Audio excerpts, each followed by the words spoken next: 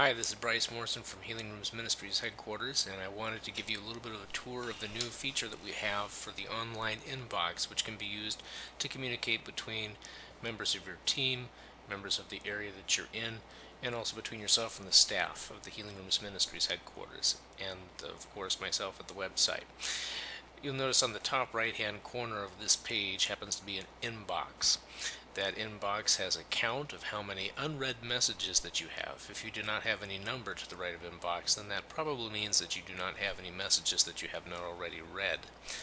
Go ahead and click on inbox and it'll bring up this page that's right here. It says message inbox. It's grouped up into unread messages and read messages for your reference. The read messages are just for your future reference, and they're arranged in the order of which you have read them initially. The unread messages are, of course, those that you need to read in order to correspond with us at the office or somebody on your team. So here's a test message I'm going to go ahead and click on. If it had a video content that was posted on YouTube, let's say, then it would have that video showing here as well. And here's the text of this test message. I can either reply to that sender, or I can go back to the mailbox, or I can mark this as unread for later use. I'm just going to go ahead back to the mailbox, and you can see that that message has now been moved to the bottom and it has been marked with the date that I have read it. Go ahead and click on the compose new message.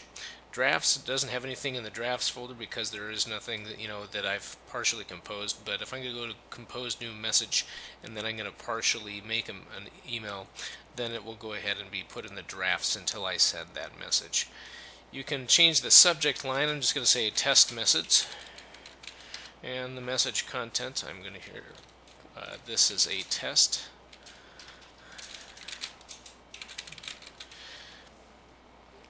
I'm going to go ahead and, if you need to do some additional formatting, use that button right here that's got the pencil and paper. You can modify the color, insert picture, links, put a table, paragraph, etc. I'm going to add a recipient, and the contacts that you will probably all have access to are those that are the main office contacts. And if you scroll down just a bit, you'll notice that I am here as website technical support. I'm going to send this test message to myself so you can just see how it looks in the inbox as a recipient as well. I can either add selected recipients or continue editing your message. If I was to choose a different group that I had access to, then I would want to do add selected recipients, so that it would bring me back to this page.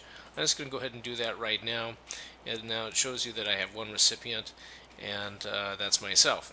If you wanted to copy these recipients to paste inside your email application, such as if you wanted to insert some additional content like an image or some other things that might not be suitable for the website technology here, go ahead and copy all of the addresses, or you can double click on that area, do Control A for select all, or right click, select all, and then hover over part of the selection and then say copy, also with the right click.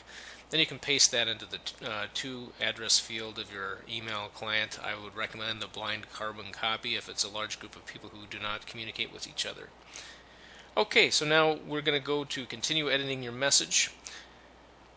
Again, it verifies that I'm there as the recipient. You can hit the X, left click on the X to delete a contact. I'm going to go ahead and send this message. Let's actually save the draft so you can see what it looks like in the drafts folder. So now you see that the drafts icon has a count of 1. I'm going to go back to that drafts page, and then I can open up this message, and then I will send that message again. Now it is completely sent. It is in the sent messages page as well as the inbox because of course I sent it to myself.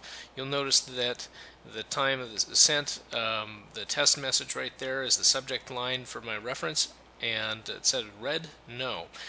If it's only to one recipient, then that will only be a yes or a no. Yes if they have read the message, no if they have not. If it's been to a group of recipients, then it will have a count showing.